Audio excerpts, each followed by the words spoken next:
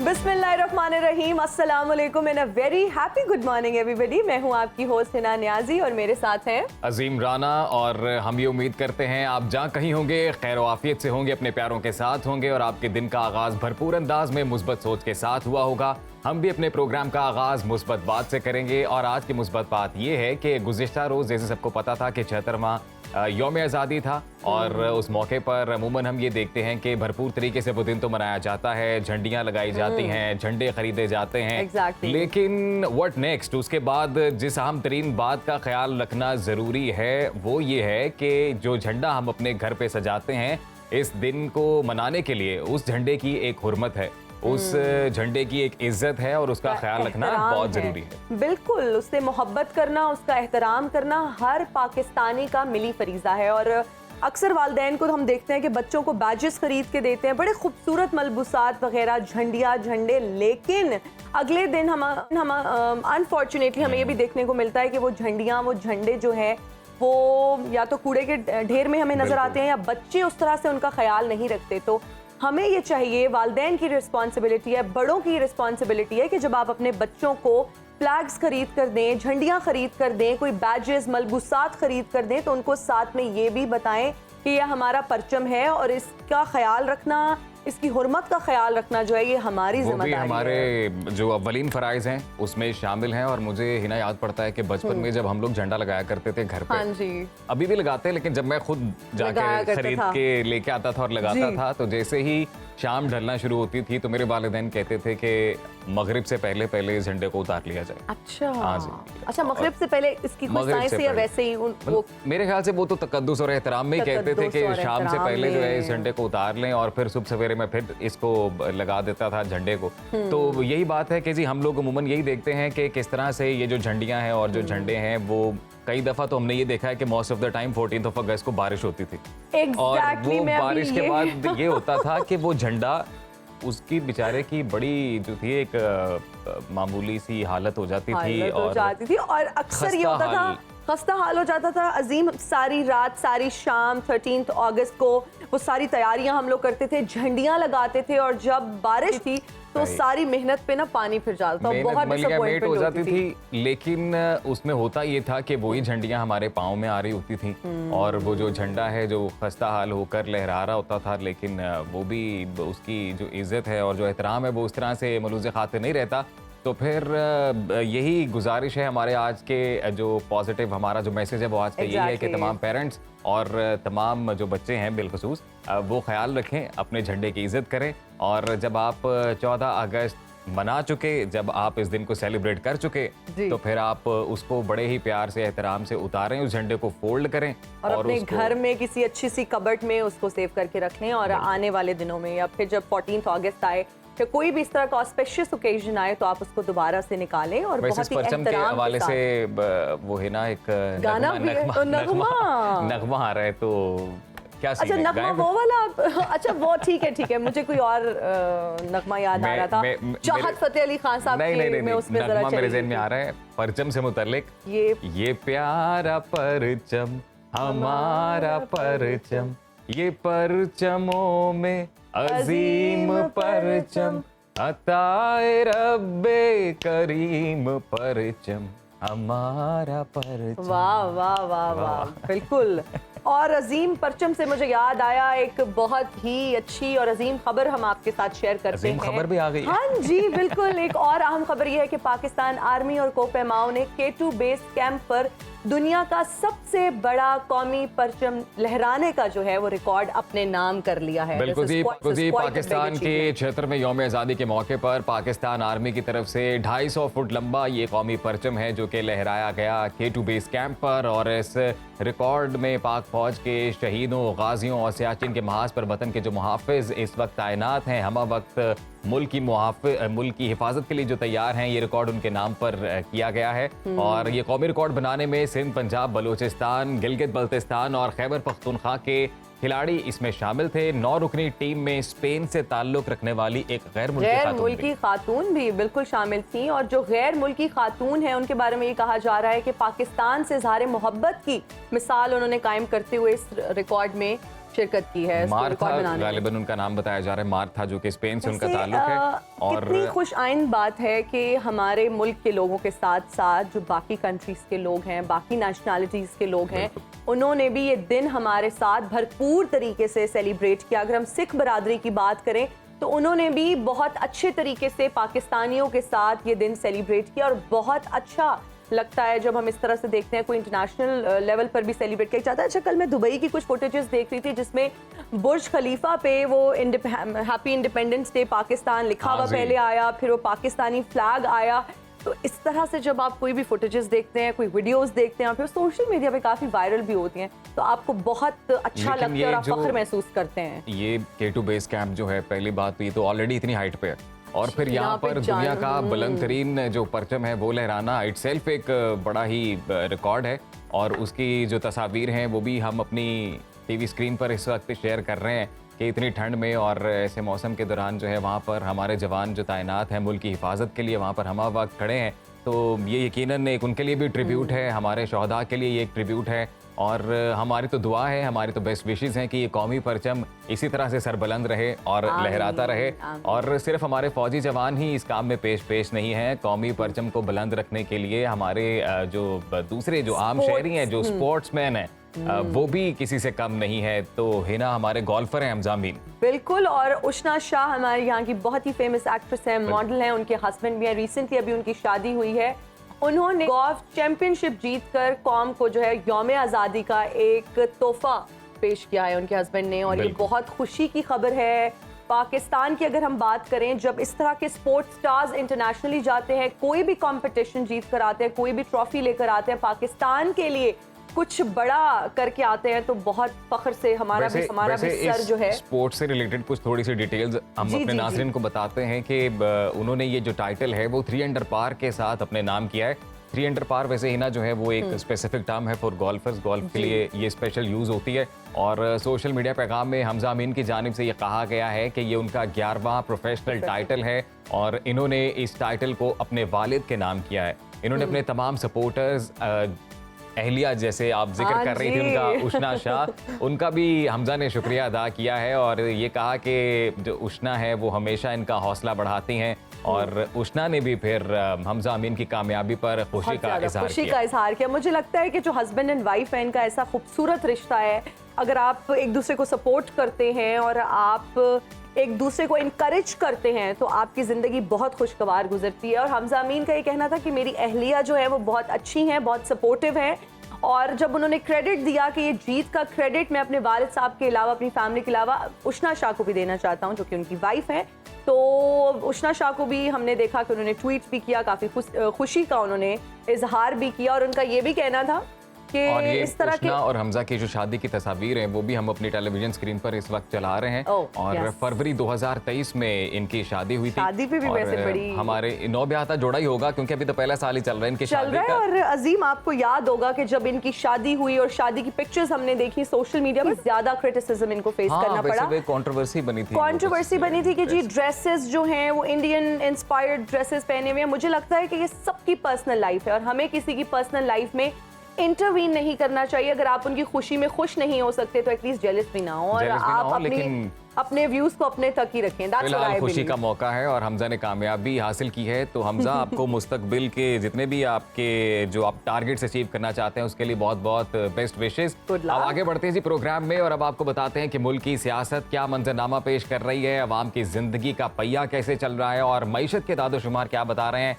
खेलों के मैदान से क्या खबरें हैं, इसके अलावा आलमी हालात क्या रुख इख्तियार कर रहे हैं, इस पर एक नजर डालते हैं। जी बिल्कुल।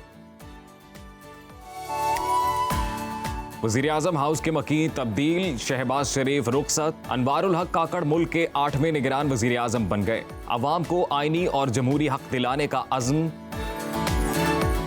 मायूसी नहीं उम्मीद, फौज और अवाम एक, दरार डालने वालों की मजमूम कोशिशें नाकाम होंगी। Army chief general Syed Asim Munir का तकरीबकारों को 2 टोक पैगाम। स्कर्दू एयरपोर्ट इंटरनेशनल एयरपोर्ट बन गया। दुबई से PIA की पहली बैनुल अक़वामी परवाज की एयरपोर्ट पर लैंडिंग। मुसाफिर दुनिया के बुलंद तरीन चोटियों के नज़ारे से महजूज।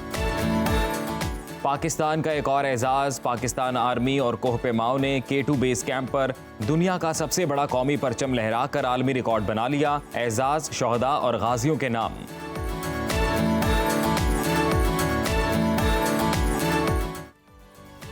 तो आपने ये राउंड अप देखा जी हमारी टॉप स्टोरीज का, और अब सियासी मंजरनामे पर नजर डालते हैं तो बड़ी खबर का जिक्र करते हैं। अब पाकिस्तान में सियासत का नया दौर शुरू हो गया है। इत्तेहादी जमातों की 16 माह की हुकूमत खत्म हो गई है और शहबाज शरीफ भी रुखसत हो गए। गुज़िश्ता रोज उन्हें गार्ड ऑफ ऑनर पेश किया गया, जबकि इंटरिम PM इनवारुल हक काकड़ वज़ीर आज़म हाउस के अब नए मकीन बन गए हैं और उन्होंने अपने ओहदे का भी हल्फ उठा लिया है। ये पाकिस्तान के 8वें निगरान वज़ीर आज़म बन चुके हैं। इनवारुल हक काकड़ की तकर्रुरी पर इत्तेहादी जमातों में इख्तलाफात सामने आए हैं। हिना और अपने ही इत्तेहादी जो गुज़िश्ता PDM हुकूमत के थे अख्तर वेंगल, उनकी जानिब से खत लिखा गया है और नवाज शरीफ से खासे गिले शिकवे उन्होंने किए हैं। तो इस तमाम सर सूरत हाल पर अब तज्जिया ले लेते हैं। बिल्कुल जी, सीनियर तज्जियाकार शौकत पराचा साहब इस वक्त हमारे साथ मौजूद हैं। Thank you so much for joining us in Suno Pakistan. Sir कहिएगा, अनवारुल हक काकड़ मुल्क के निगरान वजीर आजम बन गए हैं, उनकी तैनाती को आप किस तरह से देख रहे हैं और आपको क्या लगता है कि जो डिसीजन है ये कितना बेहतर साबित होगा? जी थैंक यू वेरी मच। सुनो मैं भी सुनता हूं और पाकिस्तान भी सुनो को सुनता है बैठकर। Thank you sir. देखिए, काकड़ साहब की जो सिलेक्शन है जाती तौर पर तो जाहिर है वो एक मनसब पे आए हैं, उनकी जात के हवाले से हम क्या बात करें। अच्छे समझदार आदमी है, वो बहुत सारे इश्यूज को समझते हैं, खास तौर पर सिक्योरिटी मामलात को, टेररिज्म के मामलात को, फॉरेन पॉलिसी के मामलात को वो अच्छी तरह समझते हैं। वो एक समझदार आदमी है और स्ट्रगल करके आए हैं। वो मुस्लिम बाग के साथ एक गांव है, वहाँ वो पैदा हुए, वहाँ वो पढ़े, फिर सरवर काकड़ साहब थे, एक और सेनेटर थे, उनके साथ ये रहे। तो ये एक हिस्ट्री है। लेकिन अभी जो करंट पाकिस्तान का सिनेरियो है, दो इश्यूज बड़े इंपॉर्टेंट है पाकिस्तान में। नंबर 1 के इलेक्शन होने हैं। ये नहीं है कि इलेक्शन अभी मैं कहूँ कि काकड़ साहब फ्री करवा लेंगे, ट्रांसपेरेंट करवा लेंगे, ये काकड़ साहब का काम नहीं है। आइन के आर्टिकल 218 के तहत ये प्योरली इलेक्शन कमीशन का काम है। अब तो हमने जो इलेक्शन एक्ट 2017 में अभी तरमीम की सेक्शन 57, 58 में, अब तो वो इलेक्शन की तारीख देना भी इलेक्शन कमीशन ऑफ पाकिस्तान का काम है। हाँ, इन्होंने वो मामनत करनी है, यानी पैसे देने हैं, सिक्योरिटी देनी है, एडमिनिस्ट्रेशन जो है सूबों ने देनी है उनको। इलेक्शन कब होंगे ये बड़ा मसला है पाकिस्तान में, ये बहुत बड़ा सवाल है।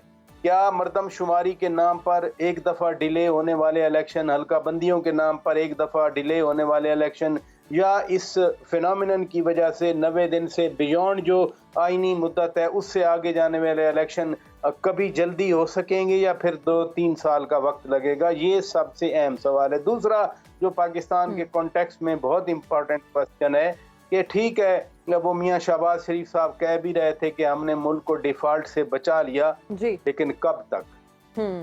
हमारी क्या कोई इनकम बढ़ी, हमारी एक्सपोर्ट्स बढ़ी, हमारी रेमिटेंसेस बढ़ी, हमारे यहाँ इन्वेस्टमेंट बढ़ी? कुछ भी तो नहीं बढ़ा।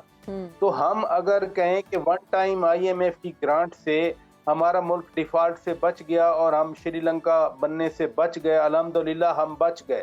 बहुत सारे लोगों की 1.5 साल ख्वाहिश रही कि पाकिस्तान श्रीलंका बन जाए, पाकिस्तान डिफॉल्ट कर जाए, ताकि हम कह सकें कि देखा हम नहीं कह रहे थे कि ये हो जाएगा। उस सूरत हाल से बच गए।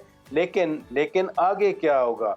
वो मियाँ शहबाज शरीफ कम से कम एक डेवलपमेंट प्रोसेस को कुछ हद तक ऊपर ले आए थे। वो 2017 से पहले वाली स्पीड तो नहीं थी, लेकिन फिर भी कराची से लेकर यहाँ इस्लामाबाद और KP तक वो एक डेवलपमेंट का एक फिजा बन रही थी। अभी वो ज़ाहिर है उनकी आनी मुद्दत थी, वो ख़त्म हो गई। तो ये 2 की इशूज़ हैं मैं समझता हूँ, जिन पे काकड़ साहब या अभी उनकी काबीना बनेगी। काबीना की जो कॉम्पोजिशन है वो हमें बताएगी कि ये हुकूमत की डायरेक्शन क्या है और कब तक रहने वाली है हुकूमत। पराचा साहब, आपने अभी बात की है कि जी अब काबीना जो है उनकी, चूंकि इंटरिम काबीना की सिलेक्शन होनी है, तो उस हवाले से एक बड़ा सवाल है, क्योंकि मुआशी फैसले करने हैं, बड़े फैसले करना पड़ेंगे आने वाले दिनों में। तो क्या लगता है कि इंटरिम कैबिनेट में भी हमें कुछ सरप्राइजेस देखने में मिलेंगे, जैसे इंटरिम PM के नाम पे मिला?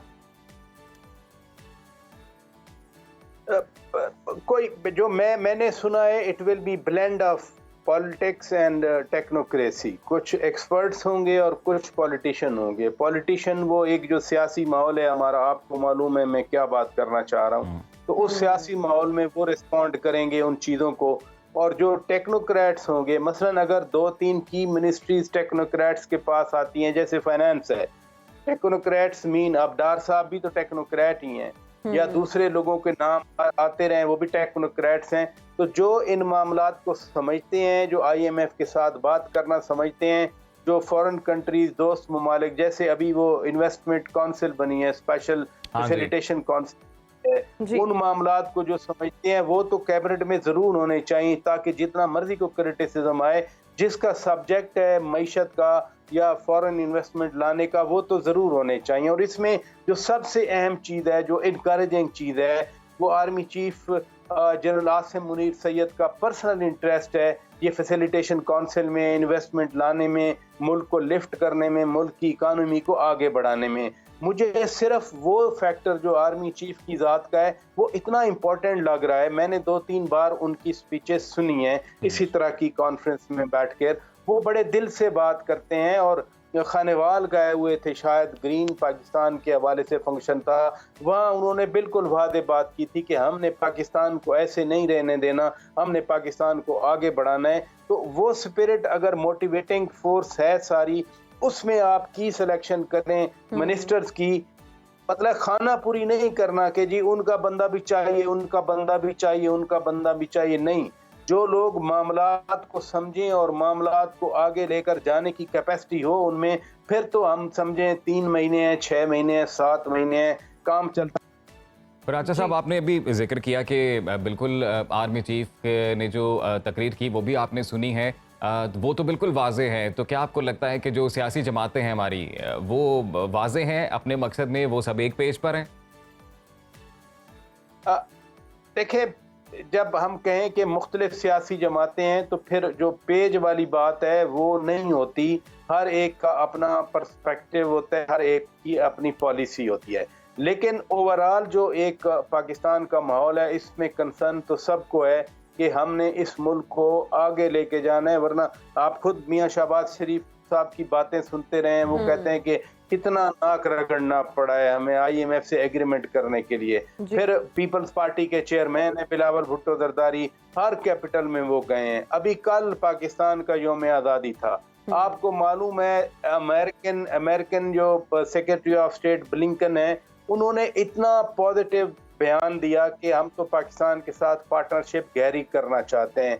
दूसरी तरफ रशिया है, रात को अरबत एरिया है रशिया का, मॉस्को का, वहाँ जो स्काई स्क्रैपर्स थी, बड़ी बिल्डिंग, वो रशिया और पाकिस्तान के झंडे इलेक्ट्रॉनिकली डिस्प्ले किए गए थे। तो दो जो ग्रुप्स हैं दुनिया में, दोनों के साथ बिलावल भुट्टो जरदारी ने रीच आउट किया।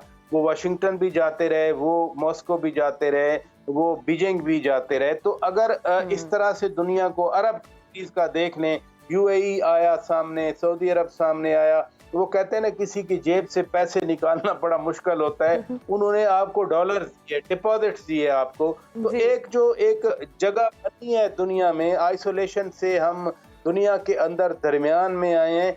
ये भी एक टेक्नोक्रेट वाला, मैं कहता हूँ कि ऐसा फॉरेन मिनिस्टर हो जो इन चीजों को समझता हो कि दुनिया को एंगेज कैसे रखना है पाकिस्तान। सही, बिल्कुल आपने दुरुस्त निशानदेही की है। पर राजा साहब, बहुत शुक्रिया, आप सुनो न्यूज़ का हिस्सा बने और ओवरऑल जो सिचुएशन बनी है सियासी तौर पर, उस पर डिटेल्ड आपका जो तज्जिया है वो आपने पेश किया है। तो यहाँ पर है ना, मेरे ख्याल से ब्रेक शामिल करते हैं। जी बिल्कुल, हमारे साथ रहिएगा, देखते रहिए सुनो पाकिस्तान। हाजिर होंगे ब्रेक के बाद।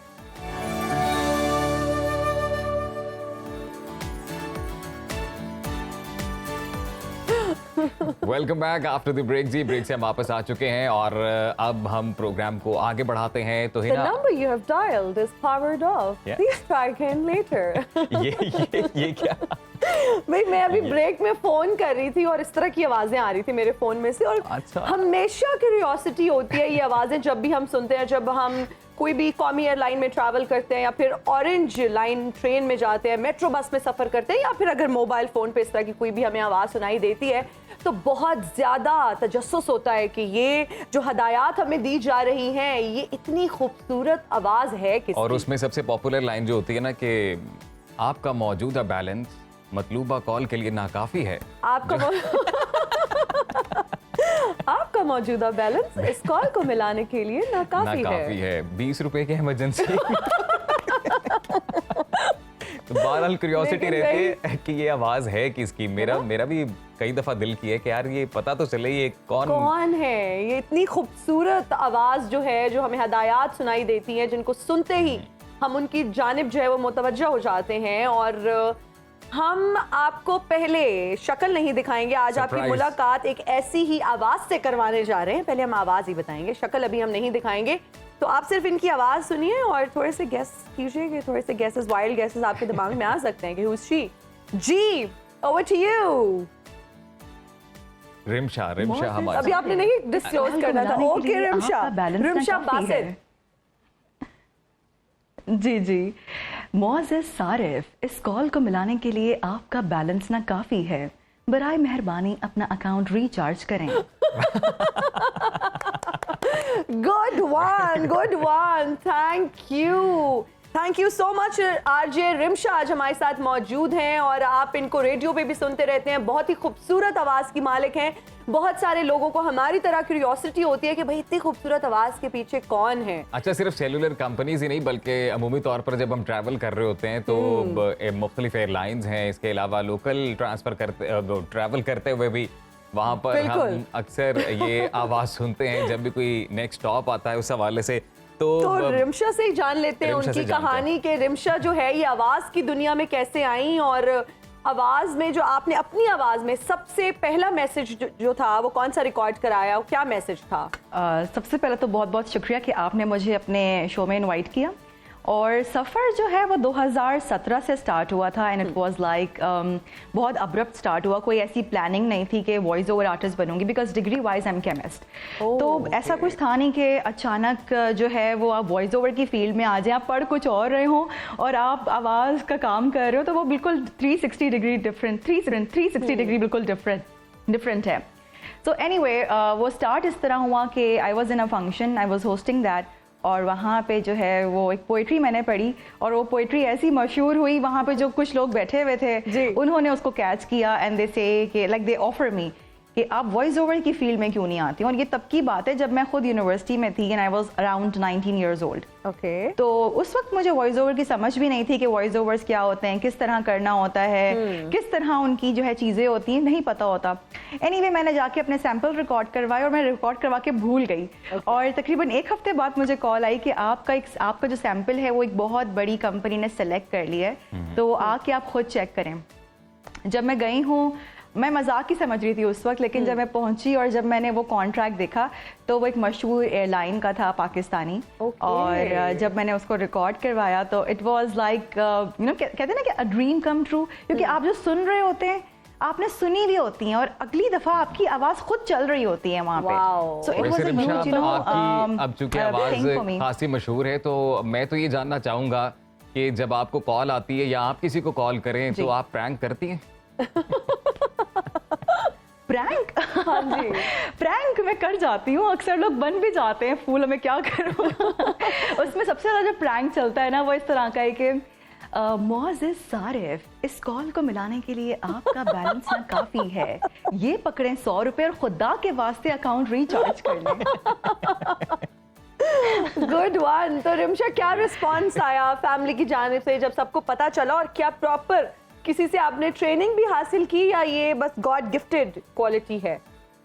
नो, इट्स गॉड गिफ्टेड, बिल्कुल गॉड गिफ्टेड है। और आप शायद यकीन नहीं करेंगी, मैं बचपन से जो है वो इस चीज़ को प्रैक्टिस करती रही हूँ, क्योंकि हमेशा ये एड कमर्शियल्स देखती थी। और मैं आपको बता दूं कि सिर्फ मेरी आवाज़ जो है वो इन जगहों पे नहीं चल रही कि मेट्रो स्टेशन पे आप कह लें, एयरलाइंस में कह लें या सेलुलर कंपनीज में कह लें, बल्कि मेरा ताल्लुक एक निजी चैनल से भी है जहाँ पे आप अक्सर वक्फे पे जाते हैं तो आप सुन रहे होते हैं, this program is brought to you by in association with.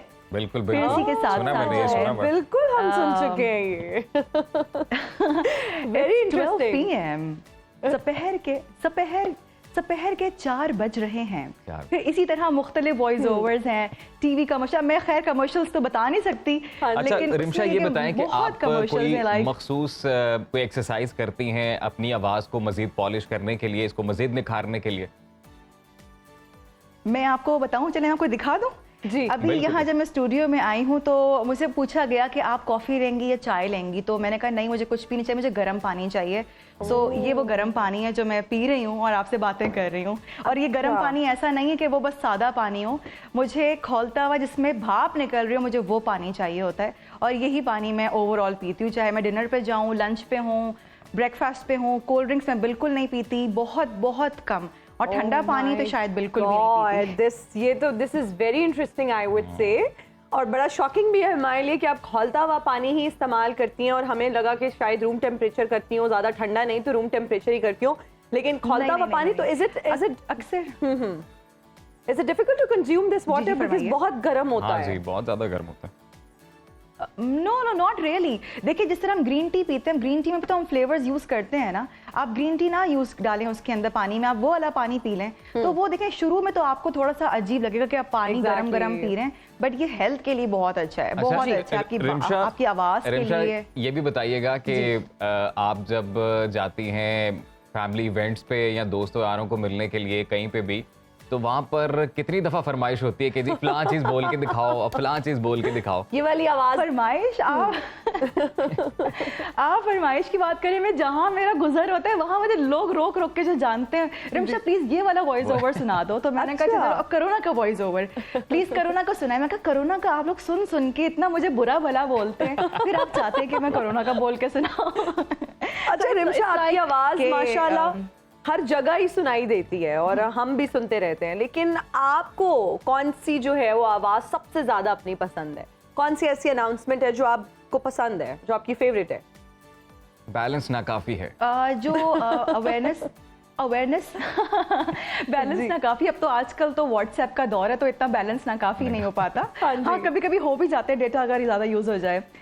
उसमें मुझे 2-3 वॉइस ओवर ज्यादा पसंद हैं। जो अवेयरनेस कैंपेन्स चलती रहती हैं वो मुझे अच्छी लगती हैं, जैसे कि छाती का कैंसर अमूमन खवातीन में पाया जाता है, जिसकी बरवक्त तशखीस ना होने की वजह से ये बीमारी जानलेवा साबित हो सकती है, लिहाजा खवातीन अपना मुआयना आज खुद ही करें।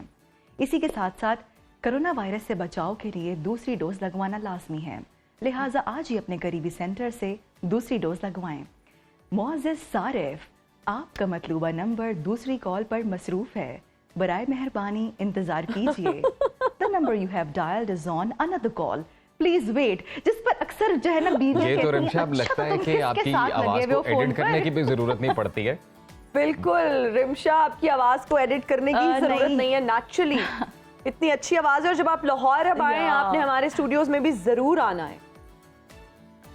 मैं बहुत जल्द आऊंगी लाहौर और इंशाल्लाह ज़रूर आऊंगी। आपको ये भी बता दूं कि जब भी मेरे वॉइस ओवर रिकॉर्ड हो रहे होते हैं, अच्छा मैं क्योंकि निजी चैनल के साथ हूँ, अब मैं आपको सिर्फ छोटी सी मिसाल देती हूँ। कोई भी मशहूर ड्रामा, जैसे आप टीवी पे ड्रामे चल रहे होते हैं, मुझे ड्रामे की भी ऑफर हुई थी, बट कुछ ऐसी मेरी निजी मसरूफियत थी जो मैं एक बहुत बड़ा टर्किश ड्रामा नहीं कर सकी थी, और बहुत आप लोगों का फेमस और नोन ड्रामा, मैं अर्तुगरुल की बात कर रही हूँ, तो वो मेरी निजी मसरूफियत ऐसी थी कि मैं उसको साइन नहीं कर सकी।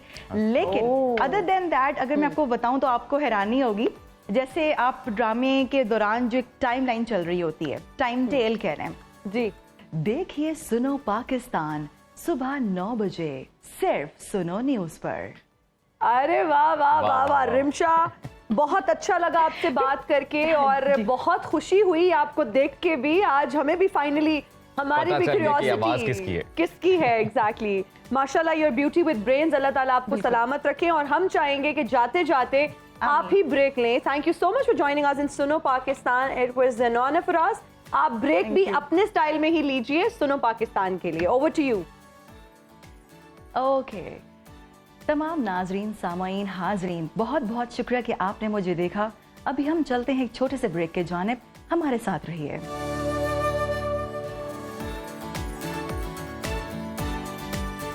Welcome back after the break. जी ब्रेक से हम वापस आ चुके हैं और आज वर्ल्ड ग्रेटनेस डे मनाया जा रहा है और इस दिन के हवाले से जो जितनी भी अजीम शख्सियात हैं उनको ट्रिब्यूट पेश किया जा रहा है और ऐसे ही एक अजीम शख्सियत हमारे भी प्रोग्राम का हिस्सा बनेगी। लेकिन उससे पहले इस दिन के हवाले से एक रिपोर्ट तैयार की है, वो देखें आप। इंसानी तारीख पर अनमिट नकूश छोड़ने वाले गैर मामूली अफराद को खिराज तहसीन पेश करने के लिए आज पाकिस्तान समेत दुनिया भर में आलमी यौम अज़मत मनाया जा रहा है। इस दिन को मनाने का मकसद जिंदगियों पर मुस्बत असर डालने वाले अफराद की हौसला अफजाई के साथ साथ इंसानी ताल्लुक और रिश्तों की अहमियत को उजागर करना भी है। अज़मत के हुसूल के लिए मुस्तकिल मिजाजी अहदाफ का तयन, जिंदगियां बदलने के लिए अज़मत की ताकत पर यकीन रखने वाले प्रोफेसर डॉक्टर पैट्रिक बेजिंगे ने इस दिन का आगाज 2019 में जिंदगी की तमाम अजीम चीजों के इजहार तशक्कुर के लिए किया। उनका ख्याल है कि हर शख्स में अज़मत की सलाहियत मौजूद होती है जिसे दुनिया के साथ बांटने के लिए खुद एतमादी जरूरी है। इस दिन को मनाना इसलिए भी जरूरी है कि ये हमें उन लोगों की कदर करने की याद दहानी कराता है जो हमारी जिंदगियों में अजीम हैं। रिपोर्ट आपने देखी जी और इसी दिन की मुनासिबत से इस वक्त हमारे साथ भी एक ऐसी अदबी शख्सियत मौजूद हैं जो मुल्क की मुमताज़ तरक्की पसंद शायरा हैं, स्वाने निगार, मुर्तजम, कालम निगार, दानिश्वर हैं। यहाँ तक कि इन्हें शायरात की अम्मा हवा भी कहा जाता है। वो हुकूक निस्वा की अलमबरदार हैं, ख़वातीन के लिए मिसाल और रोल मॉडल हैं। तो जी हम बात कर रहे हैं कीश्वर नाहिद साहिबा की। बिल्कुल, और आपको अदमी खिदमात के एतराफ़ में मुतअद्दिद कौमी और आलमी अवार्ड से भी नवाजा जा चुका है और हुकूमत पाकिस्तान की जानिब से आपको सितारा इम्तियाज़ से नवाजा गया और बड़ा कौमी अदबी अवार्ड कमाल फ़न अवार्ड भी आपको दिया जा चुका है और बच्चों के अदब पर यूनेस्को अवार्ड भी आपको मिला। इसके अलावा कोलंबिया यूनिवर्सिटी ने बेहतरीन तर्जुमा निगार अवार्ड से भी आपको नवाजा। साउथ अफ्रीका से मंडेला अवार्ड आपके हिस्से में आया और आप 2005 में नोबेल अमन अवार्ड बराए ख़वातीन के लिए नामजद हुई। आप निस्फ सदी से कलमी जिहाद के साथ ख़वातीन के हुकूक की जंग पर हर महाज और हर फोरम पर भरपूर तरीके से लड़ रही हैं। आप घरेलू सनत, खुदकार, घरेलू कारोबार मंसूबा और महदूद सरमाया से कारोबार का आगाज़, वही इलाकों की ख़वातीन की तालीम और तरबियत के लिए भी काम कर रही हैं। तो इस वक्त हमारे साथ मौजूद हैं जिद्दत पसंद शायरा कीश्वर नाहिद साहिबा। उनसे बात करेंगे। कीश्वर साहिबा, कैसी हैं आप? बहुत अच्छे और अच्छा लगा आपके प्रोग्राम में आने का, क्योंकि गुफ्तगू करना और मुकालमा करना हम लोगों की ज़िंदगी की बुनियाद है। बिल्कुल ma'am, thank you so much. आप हमारे प्रोग्राम का पार्ट बनी और हम भी लकी जो है फील कर रहे हैं इस हवाले से। Honored, बिल्कुल। मैंने तो आपकी मैम एक किताब पढ़ी थी कुछ अर्सा पहले और बड़ा ही मुतासिर किया उस किताब ने। बुरी औरत की कथा। कौन सी किताब पढ़ी थी? अच्छा, बुरी औरत की कथा आपने। तो बुरी औरतें तो सारी हैं जो तुम्हारे साथ बैठी है, वो भी बुरी औरत है, क्योंकि जो नकाब के अलावा सराउंडिंग को जो ट्रेडिशन को तोड़े, ट्रेडिशन तो हमारा हिस्सा है, लेकिन उनको तोड़े, जो ये मुसत ज़दा हमारे सर पे मुसल्लत की गई, वो हर एक को घर पे माशरे में यही कहा जाता है ये तो बुरी है, ये ठीक नहीं है। तो अल्लाह का शुक्र है कि ये औरतें ज़्यादा बढ़ती जा रही हैं, आगे आ रही हैं, काम कर रही हैं, अक्ल इस्तेमाल कर रही हैं, कलम इस्तेमाल कर रही हैं। खेत से लेकर कंप्यूटर तक औरत की इस वक्त ज़ेरे इस्तेमाल है। कीश्वर साहब, आपसे ये पूछना चाहते हैं कि आपकी शायरी की पहली किताब लबे गोया थी जो आपने 1968 में लिखी और इस किताब को यकीनन बड़ी पजीराई भी मिली है। तो इस किताब पर आपको आदम जी अवार्ड से भी नवाजा गया है। इस किताब की इंस्पिरेशन क्या थी मैम, ये जानना चाहते हैं। देखिए, शायर की इंस्पिरेशन होती है जिंदगी और इश्क, और देखकर जिस शख्स को हंसना बहुत, सर को उसके सामने ढकना बहुत, और फिर उसमें भी ये आती है कि बर्फ की मानिंद जीना उम्र भर, दूसरा हिस्सा आ गया, बर्फ की मानिंद जीना उम्र भर, रेत की सूरत मगर तपना बहुत। तो इंस्पिरेशन तो और सारी दुनिया ने तो मुझे उससे बांटा कि कुछ यूं भी जड़ जड़ सी नाहिद आज थी, कुछ ओढ़नी का रंग भी खिलता हुआ न था। ये मेरी 18 साल की उम्र का शेर था और उसके बाद फिर आगे सफ़र जारी रहा। और इसी गज़ल में एक शेर था कि मुझे अब याद या इतनी पुरानी किताब है, वो इतनी बहुत पॉपुलर है, लेकिन फिर भी वही है कि लिखते जाओ, नई से नई। अभी मेरी नई किताब आई है, ये इसका ये तार तार पैराहन, जी जी। इसमें सारी नज़में 40 के करीब नज़में हैं जी। और 12 गज़लें हैं, और इस पे एक नज़म है जिसको तुम समझ जाओ। मैं तुम्हें तुम दोनों का इम्तहान ले रही हूँ कि ये बताओ कि इस नज़म का उन्वान है, 7 हिस्सों में है, उसका उन्वान है एक बदन दो जिस्म एक किताब। वाह वाह, कुछ समझ में आया? एक बदन दो जिस्म एक किताब। एक बदन के अंदर अगर 2 जिस्म हैं तो वो बुराई नहीं है, कुदरत की तरफ से है, और कुदरत उनको ये सलीका दे सकती है कि वो अपने आप को इम्प्रूव करें। अब आपको कई लॉयर्स भी नजर आती हैं, कई वर्किंग वुमेन भी नजर आती हैं, रिसेप्शनिस्ट भी नजर आती हैं। क्यों? इसलिए कि वो जो ट्रेडिशन थी वो बहुत पुरानी ट्रेडिशन थी, उसको हमने जलील कर लिया, उसको न्यूट्रलाइज करने के लिए बहुत कि भीख मांगना और फिर ये कि बच्चे की पैदाइश पे उसे डांस करने के लिए जाना, ये कदीम बातें हैं जी। अब जो लड़की या लड़का जिसमें कुदरत ने कोई बुनियाद खराबी या बेहतर की हो, उसको आगे बढ़ाने के लिए हमारे माशरे को तैयार रहना चाहिए। ये है इस नज़्म का मतलब। और कोई सवाल तुम करना चाहो? जी मैम, हम ये भी जानना चाहेंगे कि आपने कई अदवार देखे, तो इस सफर में कितनी मुश्किलात आपको दरपेश रही? मैं सन 61 में मैंने मास्टर्स किया था जी। मैं, और फिर सिविल सर्विस में आ गई थी, इंफॉर्मेशन मिनिस्ट्री में आई थी, और जब मुझे सीनियरिटी दी गई और मैं इंडिपेंडेंट, पहले तो नेशनल सेंटर की डायरेक्टर थी, फिर मैं डायरेक्टर पब्लिकेशन बना दी गई। और फिर ज़िंदगी में ये ऐसे चैलेंजेस, जब गज़ल लिखने में भी चैलेंज आया था कि मर्द लिखते हैं, ये औरत कैसे लिख रही है, ये शायरी कर रही है, तो नज़्म जब लिखनी शुरू की तब भी यही चैलेंज आया। तो चैलेंज तो सबकी ज़िंदगी में मुसलसल आते ही रहते हैं, उनकी नौयत बदल जाती है, उनका रंग बदल जाता है, और उसके साथ साथ अब तुम्हारे ख्याल में इस उम्र में, जबकि मैं 82 साल की हो चुकी हूँ, मुझे चैलेंज नहीं है, ये चैलेंज है कि खड़ी कैसे हूँ, बैठूँ कैसे, लिखूँ क्या। आज के मेरे सामने 3 नस्लें आ चुकी हैं, एक मेरी नस्ल, एक मेरे बाद की नस्ल, और तीसरी नस्ल तुम हो। तुम जो कुछ आजकल कर रहे हो, ये चीज़ें हमारी ज़िंदगी में नहीं थी उस वक्त। हम तो दफ्तर जाते थे, टांगे पे जाते थे, बसों पे जाते थे, कॉलेज जाते थे तो बसों पे जाते थे, और 2-2 बसें बदल के जाना पड़ता था। बिल्कुल बिल्कुल। और आज हम वर्ल्ड ग्रेटनेस डे सेलिब्रेट कर रहे हैं, और इसी दिन के हवाले से आज हमने किश्वर नाहीद साहिबा को भी अपने प्रोग्राम में उनको दावत दी, बात करने का मौका हमें भी मिला उनसे। It was an honour. और बिल्कुल, और इनका जो लिखती हैं किश्वर साहिबा, बड़ा कमाल लिखती हैं, वो पढ़ना चाहिए।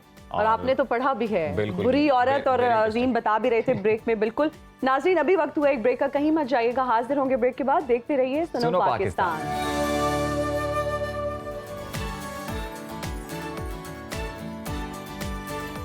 और हम हाजिर हैं ब्रेक के बाद। आप देख रहे हैं सुनो पाकिस्तान, और अब हम आपको बताएंगे कि सेहत इंसान के लिए कितनी ज़रूरी है। वैसे तो सबको पता है कि सेहत बहुत ज़रूरी है, लेकिन इसे बरकरार रखने के लिए हमें क्या करना चाहिए। और कहा यह जाता है कि जो हमारी ग़िज़ा है या जो भी हम खाते हैं, वो हमारी सेहत को मुख्तलिफ तरीक़ों से मुतासिर कर सकती है। कहा यह जाता है कि जो भी आप खाते हैं वो आपकी सेहत होती है। इसका यही मतलब है कि अगर आप अच्छी खुराक खाएंगे, बैलेंस्ड डाइट लेंगे, तो आपकी सेहत अच्छी होगी, आप सेहतमंद रहेंगे और बीमारियों से भी बचे रहेंगे। और अगर आप कुछ ऐसा वैसा खा लेंगे, जंक खा लेंगे, कोल्ड ड्रिंक्स का बहुत ज़्यादा इस्तेमाल करेंगे, तो वो भी आपकी सेहत को मुतासर करेंगे। और ग़िज़ा तो है ही जी, बैलेंस रखना चाहिए अपना, जो भी आप खाएं पिए उसको, लेकिन उसके साथ साथ एक और चीज़ बड़ी ज़रूरी है, वो है रोज़ाना वर्जिश। और आप वर्जिश रोज़ाना की बुनियाद पर करें। वर्जिश जो है वो सेहतमंद इंसान की ज़िंदगी की निशानी होती है, आप कई बीमारियों से बच सकते हैं। और इसी मौजू पर बात करेंगे। इस वक्त हमारे साथ स्टूडियो में 2 अहम शख्सियात मौजूद हैं, माहिर ग़िज़ाइयत ज़ैनब गोंदल और फिटनेस एक्सपर्ट हाफिज़ खालिद मलिक साहब।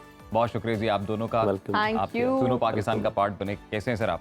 अल्हम्दुलिल्लाह। चलें, हमारे पास आज एक डिबेट है। बहुत सारे लोगों को ये लगता है और डिबेट का टॉपिक ये है, जो कि हम डॉक्टर साहिबा का इस पे ओपिनियन लेना चाहेंगे, आपका भी लेना चाहेंगे। बहुत से लोगों को ये लगता है कि जी अगर आपने फिट रहना है ना, तो बस आप बैलेंस्ड डाइट ले लें, आप ज़्यादा चिकनाई वाली चीज़ें ना खाएं, जंक फूड ना खाएं, एक्सरसाइज अगर नहीं भी करते तो खैर है, गुजारा अच्छा हो जाता है। तो what's your take on this, and then आपका भी हम मौक़िफ़ जानना चाहेंगे कि आप क्या कहना चाहेंगे। जी, सबसे पहले तो ये चीज़ कि जो लोग हम हेल्दी प्रोनाउंस कर रहे हैं, बैलेंस डाइट कह रहे हैं, क्या वो वाकई बैलेंस्ड है? क्वेश्चन तो ये है ना कि क्या हम जो खा रहे हैं हमने उसको वाकई प्लान आउट किया है कि उसके न्यूट्रिएंट्स उस तरह से हैं, या वो सारी ग़िज़ा जो हम खा रहे हैं वो हमारी बॉडी में जाके उस तरह से स्प्लिट डाउन हो रही है, हमारी बॉडी में डिवाइड हो रही है। और एक्सरसाइज के बगैर डाइट करना ऐसे है जैसे आपने खाना तो खाया है लेकिन उसको बॉडी में स्प्लिट नहीं होने दिया, डिवाइड नहीं किया और आपकी बॉडी को बताया नहीं कि क्या कैसे करना है। ये ऐसे ही है कि आप किसी इंसान को अपने मैनेज करने के लिए काम रख ले लेकिन उसको बताएं ना कि वो काम कैसे मैनेज करे, और वो फिर अपनी मर्जी से जो उसका दिल चाहे वो करता जाए। ठीक है। तो physical activity is I guess 100% far important. जब आपने डाइट करनी है तो फिजिकल एक्टिविटी भी करनी है, लेकिन दूसरा लोगों में मसला ये आता है कि फिजिकल एक्टिविटी करते हैं और समझते साथ कुछ भी खा सकते हैं। हाँ जी, बिल्कुल। कि बहुत सारा टाइम जिम करो फिर आके पिज्जा बर्गर जो मर्जी खाओ। इवन है ना, मेरा मानना ये है कि आप जितनी मर्जी अच्छी मल्टीविटामिन खा लें, जितनी मर्जी अच्छी डाइट खा लें, कीमती से कीमती डाइट खा लें, लेकिन अगर आपने जिम नहीं किया, एक्सरसाइज नहीं की तो वो भी बेकार है आपके लिए। यानी एक्सरसाइज का इतना रोल है। देखिए, हम जिम जाते हैं फिट होने के लिए और आपका जो किचन है वो होता है वेट लूज करने के लिए। हमारा उल्टा हिसाब है, हम जिम में जाते हैं वेट लूज करने के लिए और किचन में होते हैं फिटनेस के लिए। देखिए, एक जंग वो है जो आप जिम में लड़े होते हैं, उससे बड़ी जंग है आपके किचन में कि आप किचन में क्या पक रहा है। देखिए, आज का डॉक्टर कहता है we are what we eat, we are what we do, we are what we think, कि जो हम खाते हैं हम वो हैं। अब आप देख लें, आप खाते क्या हैं और आप हैं क्या, हर बंदे को पता है। जंग का मतलब है मतलब कचरा, सबको पता है। ऐसे ही। अच्छा, इसके बावजूद हम खा रहे हैं, उससे हमारी मेमोरी भी डैमेज हो रही है, मतलब उससे हमारी बहुत सारी डेफिशिएंसीज भी बॉडी में हो रही है। एम्प्टी कैलोरीज हम बिला वजह खुद में ठूसे जा रहे हैं। आज बीमारियों की मेजर कॉज ये है जंक फूड, ओवर ईटिंग, ये छोटी छोटी चीज़ें हैं। अगर हम सिर्फ अपना हेल्थी लाइफस्टाइल ही अपना लेना, सिर्फ लाइफस्टाइल को थोड़ा नज़र में रखें, तो मेरा हाल है हम इन तमाम प्रॉब्लम से बच सकते हैं। अच्छा हाफिज साहब, आपने बात की मल्टी वाइटामिन्स की, आपने बात की, बहुत सारे लोग, बहुत सारे डॉक्टर्स इनफैक्ट ये कहते हैं कि भाई आपको ये लेने ही नहीं चाहिए, क्योंकि ये एक मिथ है कि जी इनसे आपको बड़े वाइटामिन्स मिल रहे हैं, बड़े न्यूट्रिएंट्स मिल रहे हैं। ऐसा कुछ नहीं है, इसमें कोई हकीकत नहीं है। फिर एक स्कूल ऑफ थॉट ये भी कहता है कि नहीं जी, आपकी जो भी आपकी बॉडी में कोई भी किसी भी चीज़ की डेफिशिएंसी है उसको पूरा करने के लिए, फॉर एग्जांपल विटामिन डी की डेफिशिएंसी है जो कि उस तरह से पूरी नहीं हो रही है, तो अगर ख़वातीन की बात की जाए बहुत ज़्यादा उनमें ये डेफिशिएंसी देखने में आती है, तो डॉक्टर्स रेकमेंड भी करते हैं। क्या ये लेनी चाहिए? आपका भी हम पॉइंट ऑफ व्यू लेंगे, डॉक्टर साहिबा का भी लेंगे। अच्छा जी, मेरा पॉइंट ऑफ व्यू तो ये है कि अगर नेचुरल सोर्स से आपको ये चीज़ें मिल रही हैं तो फिर आपको नहीं लेनी चाहिए। अच्छा। लेकिन अनफॉर्चुनेटली चूंकि पाकिस्तान में हमें जो ग़िज़ा मिल रही है वो बहुत प्योर नहीं मिल रही नहीं है, बिल्कुल। किसी भी लिहाज से। इवन आप दूध देख लें, अगर हम दूध प्योर भी ले लें तो वो दूध में भी इंजेक्शन मिले हुए हैं, ठीक है। उसमें भी हार्मोनल अनबैलेंस का बड़ा कॉमन इशू है बच्चियों के मामले में आजकल जो सिस्टम चल रहा है। अच्छा, उसके लिए ये है कि अगर आपको, चूँकि हमें प्रॉपर फूड में न्यूट्रिशन नहीं मिलती या प्रॉपर फूड में हमें वो चीज़ें नहीं मिल सकती जो हमारी बॉडी की डेफिशिएंसीज को पूरा कर सके, उसके लिए फिर हेल्प आउट के लिए हमें फिर अच्छी से अच्छी मल्टीविटामिन जो रिकमेंडेड है वो ले लेनी चाहिए, मेरा ख्याल। ठीक है डॉक्टर साहिबा। बहुत अच्छी जो हमारे मल्टी वाइटामिन अवेलेबल हैं थ्रू आउट पाकिस्तान और बाहर भी, उनके बारे में मैं पढ़ रही थी कि सिर्फ उस पे जो है ना हम कलर उनका बदल देते हैं और उन टैबलेट्स में कुछ भी नहीं है। ऑनेस्टली बहुत वेल नोन ब्रांड्स हैं जिनको शायद मैंने भी ट्राई किया होगा अपनी डाइट में, लेकिन उनके अंदर कुछ वैसा डाला ही नहीं जाता। रियली? या बस वो मेंटल सेटिस्फेक्शन है कि आप विटामिन्स ले रहे हैं। और वो FDA से अप्रूव्ड हैं, RDA उसके जो हैं वो हमारी बॉडी में कह रहे होते हैं कि वो पूरे कर रही है, हमारी डेली की जो रिक्वायरमेंट्स हैं उनको वो पूरा कर रही है। कैल्शियम के सप्लीमेंट्स, इवन विटामिन डी के सप्लीमेंट्स, जितने मल्टीविटामिन्स हैं हम अगर देखें, पूरा वो हमें शायद सिर्फ एक मेंटल सेटिस्फैक्शन ही है कि हम ये खा रहे हैं। लेकिन बिसाइड दूसरी तरफ जब मैंने उसको और रिसर्च किया तो कुछ वाकई ही ब्रांड्स ऐसे हैं जो हमें वो चीजें दे रहे हैं जो हमें रिक्वायर्ड हैं। अब अगर हम बात करते हैं बायोटिन की, बायोटिन के पाकिस्तान में मोर देन 100 सप्लीमेंट्स अवेलेबल होंगे। क्या सारे ही बायोटिन आपके नेल, हेयर और स्किन को बेहतर करते हैं? नहीं करते। उसके अंदर बल्कि आई वाज रीडिंग एक उसमें रिसर्च में कि वो फैटनिंग एजेंट्स डालते हैं कि आप बायोटिन खाते हो तो आपका वजन बढ़ना शुरू हो जाता है। ओके। हालांकि जो बायोटिन हमें लेते हैं या किसी अच्छे ब्रांड की हम इस्तेमाल कर रहे हैं, उस बायोटिन से वजन नहीं बढ़ता। अच्छा, मेरा आप दोनों के लिए एक सवाल है कि जी अमूमी तौर पर हम बात कर रहे हैं कि आपकी डाइट बैलेंस होनी चाहिए और आपका उसके साथ एक प्रॉपर लाइफस्टाइल होना चाहिए, जिम होना चाहिए। फिर इसके साथ एक और चीज़ कनेक्टेड है जी कि ये ज़रा अमीर लोगों के काम है कि चीज़ों को डाइट शाइट मेंटेन रखना, जिम करना। तो एक आम आदमी, हमारी जो पाकिस्तान की एक बड़ी आबादी है, उसका ताल्लुक जो है वो एक मुतवसत तबके से है। तो वो लोग किस तरह से अपनी डाइट को बैलेंस आउट करें और फिर वो जिम करें इतने महंगे महंगे, तो वो नॉर्मल रूटीन में कैसे कर बड़ा खूबसूरत क्वेश्चन आपका। ये वो क्वेश्चन है जो हर दिल की आवाज़ है, बिल्कुल। जो लोग अफोर्ड नहीं कर सकते उनकी भी ये आवाज़ है। देखिए, कम से कम खाएं, मुनासिब मिकदार में खाएं, भूख लगी हो तो खाएं, भूख लगी हो तो छोड़ दें। ये हदीस पाक का मफहूम भी है जी। आप आज जितना सादा खाना खाएंगे, जितना घर का खाना खाएंगे, उतना ज़्यादा आप लॉन्ग लाइफ जिएंगे, उतना बीमारियों से बचेंगे। आज हम देखिए पैसे खर्च करके मौत खरीद रहे हैं बाहर से, अनहाइजेनिक फूड, प्रोसेस फूड, मतलब पैक्ड फूड, जो भी हम खा रहे हैं बाहर से। मैं तो हमेशा ये कहता हूँ कि हम पैसा दे के मौत खरीद रहे हैं। अगर आपने हेल्दी लाइफ जीनी है, हमेशा हैप्पी रहना है, तो घर का खाना खाएं, घर का खाना दाल रोटी खा लें। अच्छा, अगर हम उसकी बात, बहुत अच्छी आपने बात की, घर का खाना खाएं और हम बाहर से पैसे खर्च के मौत खरीद रहे होते हैं, वेरी ट्रू। डॉक्टर ज़ैनब, क्या नाश्ते का बता दें, लंच का बता दें, डिनर का बता दें? उससे पहले नाज़रीन को हम ये भी बता दें कि स्क्रीन्स पर नंबर आ रहा है हमारा, आप कॉल कर सकते हैं। डॉक्टर ज़ैनब गोंदल से भी बात कर सकते हैं, हाफिज साहब से भी बात कर सकते हैं, फिटनेस से रिलेटेड या फिर डाइट से रिलेटेड भी आप लोग सवालात पूछ सकते हैं। डॉक्टर साहिबा, नाश्ते में क्या लें, लंच में क्या लें, बैलेंस डाइट की हम जब बात करते हैं, डिनर में क्या लें? सबसे पहले तो डब्बे में बंद जो चीजें हैं उनको अपने घर से बाहर निकाल। अच्छा, ठीक हो गया। क्योंकि घर पे खाना भी तो डब्बे में चॉइसेस तो हमारी पत्ती और चीनी भी आती है, उसको भी बाहर फेंक दें। बिल्कुल। मैं आपको ये बात अगर बताऊं कि जो हमारी पत्ती हमें दी जाती है वो पत्ती है ही नहीं है, उनको भी हम कलर। अच्छा, सिंपल सी आपको एक बात बताती हूँ, सबसे महंगी स्पाइस जो है ना वो जाफरान मिलती है। हाँ जी, हमारी, बिल्कुल, ठीक है। तो जाफरान हमें पता है क्या अवेलेबल है, जो हमारे भुट्टे के या छल्ली के जो बाल होते हैं उनको डाई करके फ्लेवर ऐड डाई करके हमें दे दिया जाता है कि जी ये जाफरान। तो हम क्या ही एक्सपेक्ट कर सकते हैं अपने डब्बे में बंद जो चीजें हैं उससे। ठीक है, मुझे ये लगता है प्योर वो चीज है जो आपने खुद या तो अपनी आंखों से निकलवाई है और या देखी है, वरना कुछ प्योर मतलब हम कुछ ना खाएं, इसका मतलब है? नहीं, खाएं सब कुछ। देखिए, खाएं सब कुछ। खाना मैं कभी भी किसी भी चीज से मना नहीं करती, इसलिए नहीं करती क्योंकि मुझे पता है कि आप मना हो नहीं सकते। हाँ जी। अब सबसे पहले जब लोग डाइट करना शुरू करते हैं या वजन कम करना शुरू करते हैं, वो रोटी चावल बंद करते हैं। और सबसे पहले जब वजन कम हो जाता है, शुरू भी रोटी चावल ही करते हैं, तो वो वजन उतना ही वापस आ जाता है। ठीक है। तो उस वजन को अगर आपने कम किया है, श्रेड किया है, डाइट हमेशा वो करें जो आप सारी जिंदगी कर सकते। ओके। नाश्ते में भरपूर नाश्ता जो है वो आपका अंडे, दूध हो सकता है, और उसके साथ आप कार्ब्स में बजाय के बहुत सारी वैरायटी की ब्रेड्स में जाएं, आप रोटी खाएं।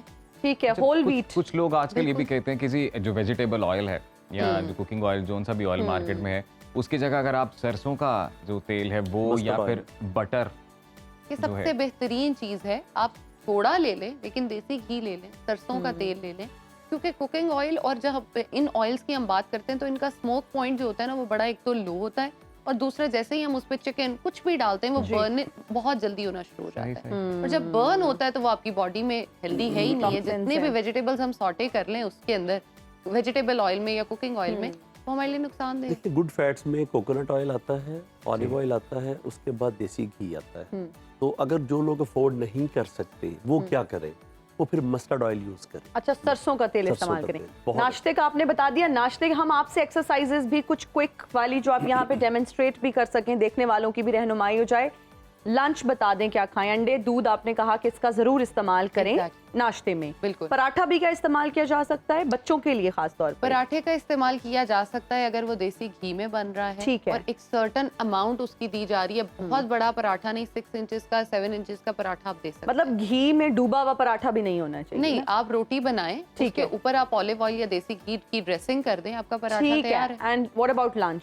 लंच में आप सैलड्स की तरफ जाएं, फ्रूट्स की तरफ आएं, योगर्ट का इस्तेमाल करें, उसमें ड्राई फ्रूट्स का इस्तेमाल करें, कबाब इस्तेमाल किए जा सकते हैं ताकि अपनी प्रोटीन का इंटेक जो है, वेजिटेबल्स का इंटेक जो है, आप उसको भी पूरा करें। कम अज कम मैं तो ये बात कहती हूँ, वजन कम कर रहे हैं, बढ़ा रहे हैं, नॉर्मल रूटीन में 2 बॉल जो है ना वो बड़ा एक बॉल बना लें और उसको स्प्लिट करके 2-3 आवर्स के डिफरेंस से वो 2 बॉल वेजिटेबल्स के जरूर खाएं। अच्छा। फाइबर का intake is very important.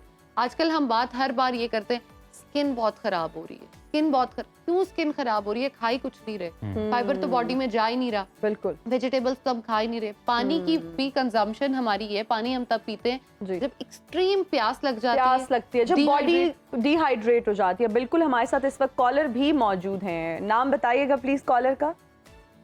Mrs Zahid हमारे साथ मौजूद है रावलपिंडी से। जी अस्सलाम वालेकुम, कैसी हैं आप? वालेकुम अस्सलाम, आप कैसी हैं सिस्टर? अल्हम्दुलिल्लाह बिल्कुल ठीक। जी मिसेस जाहिद, क्या पूछना चाहेंगी?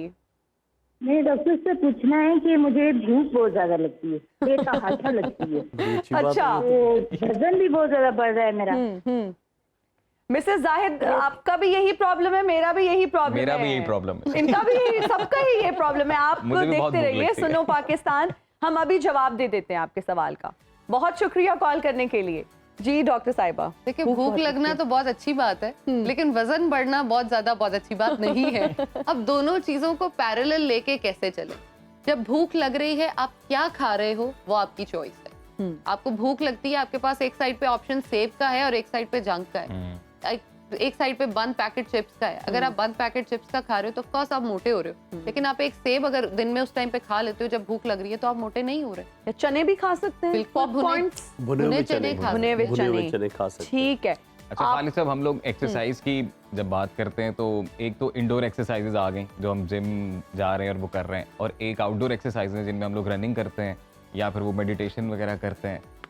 तो किसको प्रेफर ज़्यादा करना चाहिए, किसके एडवांटेजेस ज़्यादा हैं? क्योंकि अक्सर टाइम नहीं मिलता प्रॉपर जिम जाने के लिए, तो कई दफ़ा पार्क पैसे भी बहुत ज़्यादा लेते हैं ना जिम वाले। मेंबरशिप्स वगैरह वो जो है बड़ी एक्सपेंसिव है। हिना, आप आएंगी तो आपको फ्री है जिम। थैंक यू हाफिज साहब, बहुत शुक्रिया। पहली बात ये जो आउटडोर एक्टिविटी मुझे ना हाफिज साहब ने जैसे कहा, मुझे लगता है मुझे बहुत ज्यादा जिम जाने की जरूरत है कि इंसेंटिव ये है फ्री में आ जाए, बस आप आ जाएं। अच्छा, एक्चुअली हमारे माइंड में ये है कि जिम हम वेट कम या ज्यादा करने के लिए जाते हैं, ऐसा नहीं। जिम हम हमेशा फिट रहने के लिए जाते हैं। बिल्कुल, जिम जो है वो आपकी लाइफ है, जिम आपकी खूबसूरती है। आप जैसे आप ब्रांडेड कपड़े पहनते हैं, परफ्यूम लगाते हैं, शूज पहनते हैं, हिना आप ज्वेलरी पहनती है ब्रांडेड, माशाल्लाह डेफिनेट आप बहुत प्यारी लगती हैं। तो जब आप जिम जो है वो उतना ही जरूरी है, सिर्फ ओनली गर्ल्स के लिए नहीं, बॉयज के लिए भी। मैं कहता हूँ कि आप किसी भी एज ग्रुप के हैं, टीन एज से अगर आप बाहर आ गए हैं तो आप बुढ़ापे तक, एंड तक आपको जिम नहीं छोड़ना चाहिए। जिम की माफी किसी सूरत पे नहीं है। ठीक है। अगर आपने जिंदगी के आखिरी 10 साल भी अच्छे गुजारने हैं, आखिरी सांस भी अच्छा लेना है, खालिद साहब कॉलर हमारे साथ हैं, जिम जरूरी। अयान साहब हैं जी सरगोदा से। अस्सलाम वालेकुम अयान, कैसे हैं आप? वालेकुम अस्सलाम, अल्हम्दुलिल्लाह सर, आप सुनाएं। जी बेहतरीन, कहिए क्या सवाल है आपका? सर मैं पूछना चाह रहा हूँ कि मेरा वेट जो है ना वो गेन करना चाहते हैं, वेट कम है।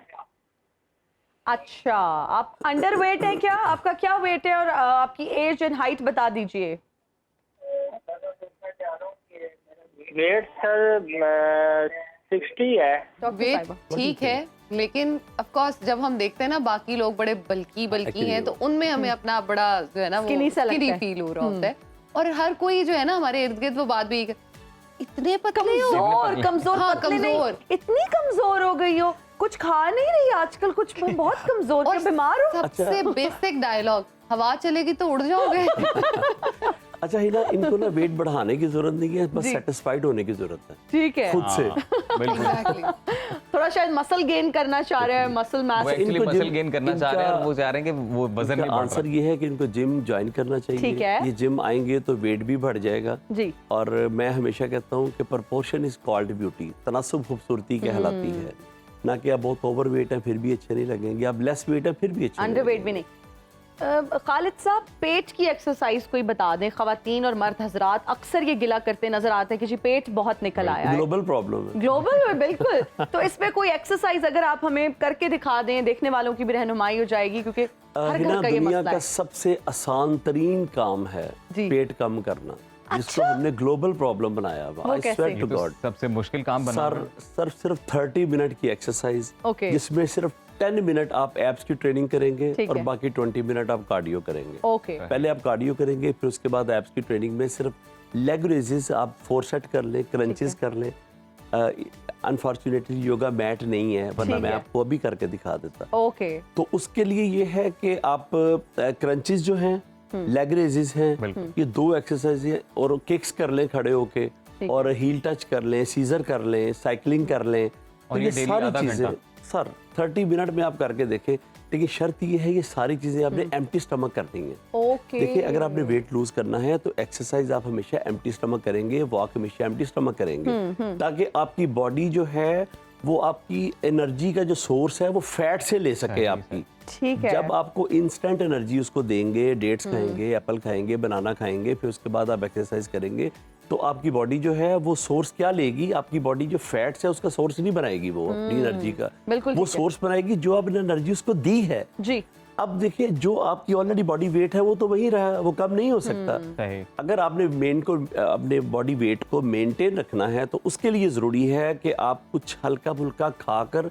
फिर उसके बाद एक्सरसाइज एक्सरसाइज या वॉक करें। बिल्कुल लेकिन ठीक अगर है। आपको वेट कम करना है तो उसके लिए जरूरी है कि आपको एम्प्टी स्टमक होना जरूरी है। ठीक हो गया। हमारे साथ इस वक्त कॉलर भी मौजूद है, सलामत अली लाहौर से। जी अस्सलाम वालेकुम, क्या पूछना चाहेंगे? अस्सलाम वालेकुम सर। वालेकुम अस्सलाम। जी सलामत अली साहब, क्या पूछना चाहेंगे?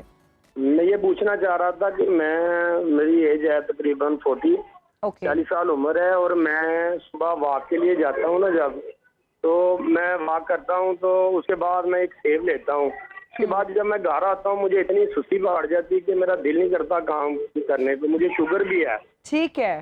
तो मैं कोशिश करता हूँ कि मैं ना वॉक ज्यादा से ज्यादा करूँ, लेकिन मैं उस वजह से नहीं करता कि मुझे इस बात में ना इतनी वीकनेस महसूस होती है कि मैं कुछ कर नहीं सकता। मैं पूछना यही चाह रहा था कि मैं रनिंग करता हूँ तो मुझे हीट महसूस होती है अंदर गले में, तो मुझे गर्म की हवा सी आती है, ऐसे महसूस होता है कि मेरे अंदर ना बुखार हो गया। ओके, ठीक है ठीक सलामत है, अली साहब, बस आप सुनो पाकिस्तान देखते रहिए, हम आपके सवाल का जवाब दे देते हैं। जी, एक्सपर्ट्स ओपिनियन लेना चाहेंगे। कह रहे हैं जब मैं वॉक करता हूँ तो मैं थक भी जाता हूँ और मुझे ऐसे लगता है कि गर्म सी हवा गले में महसूस होती और है। डायबिटिक भी है अच्छा, मेरे एक यहाँ। डायबिटिक भी है। हाँ, इनका जो ना वाटर इनटेक कम है, अच्छा। सबसे पहले। दूसरा, जब ये वाटर लें तो उसमें लेमन डाल लिया करें, एक ठीक है। लेमन लेके उसका सिप सिप करें। निहार मुंह ये पी के निहार जाएं मुंह, वॉक के लिए? निहार मुंह, अच्छा। निहार मुंह आप ये ले सकते हैं। और दूसरा ये है कि इनकी जो डाइट है ना वो ठीक नहीं है, इनकी डाइट ठीक होने वाली है। इनकी डाइट पे है। इनको नजर रखने की जरूरत है, क्योंकि डायबिटिक पेशेंट हैं। जी। तो एक आम बंदे की डाइट और डायबिटिक या हाइपरटेंसिव जो भी प्रॉब्लम्स हैं उनकी डाइट में थोड़ा डिफरेंस होता अच्छा है। खालिद साहब, ये भी तो हो सकता है, डॉक्टर साहिबा आपका भी ओपिनियन लेना चाहिए कि जब वॉक के लिए जाते हैं, क्या ये भी तो हो सकता है पॉसिबिलिटी कि इनका शुगर लेवल भी ड्रॉप कर सकता है? जी बिल्कुल। तो ऐसे क्या ही। करना चाहिए उसके लिए कि कुछ ऐसा खा के जाएं कि एनर्जी बहाल रहे, इनको लेथार्जिक ना फील हो? क्योंकि जब ये आते हैं तो कह रहे हैं थक भी जाता हूँ। सबसे पहले तो ये कि इनकी डायबिटिक हिस्ट्री जो है क्या है, वो कितने टाइम से है, कितनी चल रही है। जब ये वॉक करने जाते हैं या सुबह उठते हैं उस टाइम पे इनकी फास्टिंग शुगर क्या होती है, दूसरी हमें कुछ नहीं पता। ठीक है। इसलिए हम एज सच वो बात नहीं कर सकते। मतलब मैं ऑन द गो ये नहीं कह सकती कि आप ये खाओ ये खाओ ये खाओ, क्योंकि मुझे नहीं पता हिस्ट्री क्या है। लेकिन आप ये जरूर कर सकते हो कि आप जब सुबह उठ रहे हैं अपनी शुगर जो है वो चेक करें कि आपकी फास्टिंग क्या आती है। उसके जब आप वॉक के लिए जाते हैं, जैसे लेमन की बात हुई, लेमन लेके आप चले जाए, साथ अपने चिया सीड्स या अपने तुहमलंगा कैरी कर लें। वो आपको बड़ा फीलिंग ऑफ फुलनेस देती रहेगी थ्रू आउट वॉक भी। अच्छा। और वॉक करने जाने से पहले दही का इस्तेमाल आप कर सकते हैं, थोड़ी सी, बहुत ज्यादा नहीं। या आप 2 खजूरों का इस्तेमाल करके जा सकते हैं ताकि आपको इंस्टेंट एनर्जी और इंस्टेंट एक शुगर का जो बूस्ट है वो मिल जाए। अच्छा ज़ैनब, वक्त थोड़ा कम है, ठीक है। आप या बहुत शॉर्ट सा मैं बता देता हूँ, थोड़ी सी योगर्ट ले लें, उसमें 2 डेट्स डाल लें, 2 वॉलनट डाल लें, ठीक है। वो खाकर उसके बाद वॉक करके देखते हैं, जबरदस्त इंशाल्लाह हो ये गया। बिल्कुल अच्छा मेरा है। एक बड़ा जरूरी सवाल है सर। जी। और ये थोड़ा अमीरों वाला सवाल है कि यानी आप वाला है, आप वाला, आपकी कैटेगरी वाला सवाल है। आपकी पर्सनैलिटी से लग रहा है आप वाला है। आप वाला जी, वो ये कि प्रोटीन शेक्स के बारे में जो एक मिथ बनी हुई है कि इसके यूज करने से जो है वो ऑर्गन फेलियर, किडनी का प्रॉब्लम हो जाता है, किडनी फेलियर हो कुछ सकता लोग कहते हैं कि बहुत जरूरी है अगर आपने मसल गेन करना है। कोई भी चीज़ जो है ना ज़रूरत से ज़्यादा जहर है। ठीक है। वो फूड है, वो कोई भी दुनिया की कोई भी चीज़ है, तो मैं समझता हूँ कि excess of everything is bad. अब प्रोटीन जो है वो अगर आप एक्सेस लेंगे तो वो किडनी फेलियर का बाइस बनेगी या किडनी के ऊपर इफेक्ट करेगी, लेकिन वैसे प्रोटीन अच्छी चीज़ है, बुरी चीज़ नहीं है, आप ले सकते हैं। ठीक है, लेकिन बैलेंस उसमें Balance लें, के ये नहीं कि आप शुरू हो जाए रात एक दिन। स्कूप जो उसके अंदर है वो रिकमेंडेड है, उसके अंदर 24 ग्राम प्रोटीन होती है। आपकी बॉडी की नीड क्या है, आपका जितना बॉडी वेट है आपको उतने ग्राम प्रोटीन चाहिए। जितना बॉडी वेट है उतने ग्राम प्रोटीन आपकी बॉडी की नीड है। ओके। अगर आप बॉडी बिल्डर हैं, स्ट्रेंथिंग कर रहे हैं, आप मसल को आप फिट होना चाह रहे हैं, तो फिर ठीक है। उसमें आप उसको 2 से मल्टीप्लाई कर लें। ओके। जितना बॉडी वेट है उसको 2 से मल्टीप्लाई कर लें, ये आपकी बॉडी की नीड है। ठीक है। तो आपका क्वेश्चन जो है ना, उसका आंसर सिर्फ ये है कि जितने केजी आपका बॉडी वेट है उतने ग्राम प्रोटीन आपकी बॉडी की रिक्वायरमेंट है, और उसको पूरा करना बहुत ज़रूरी है। जबरदस्त हो गया। ठीक है, और बिल्कुल। हम हमारा बस प्रोग्राम का ये इस सेगमेंट का वक्त जो है वो बिल्कुल। खत्म होने वाला है। जल्दी से मैं डॉक्टर जैनब का कमेंट लेना चाहूंगी। बस आपने कुछ सेकंड्स में बताना है कि डिनर में क्या खाएं, क्योंकि लंच बता दिया था। डिनर में रोटी खा सकते हैं, डिनर में आप प्रोटीन ऑप्शंस ऑप्ट कर सकते हैं, रोटी की तरफ बिल्कुल जा सकते हैं, और उसके अलावा बहुत सारा पानी और फाइबर का इंटेक रात को करके सोएं। बहुत ज्यादा ओके, पानी पिए ठीक जी, है। अपनी डाइट जो है उसे बैलेंस रखें, एक्सरसाइज जरूर करें। आप दोनों मेहमानों का बहुत शुक्रिया, और हम आपको मजीद दावत भी देंगे जाने वाले एपिसोड्स में, और इंशाल्लाह इस पे फिर डिटेल गपशप लगाएंगे। हमें बहुत कुछ सीखने का मौका मिलता है, बहुत और बहुत सीखने। हमारा ये फेवरेट सेगमेंट होता है, one of our favourite segments. तो इंशाल्लाह फ्यूचर में भी आपको बुलाएंगे। नाजरीन कहीं मत जाइएगा, अभी वक्त हुआ एक ब्रेक का। हाजिर होंगे ब्रेक के बाद। देखते रहिए सुनो पाकिस्तान।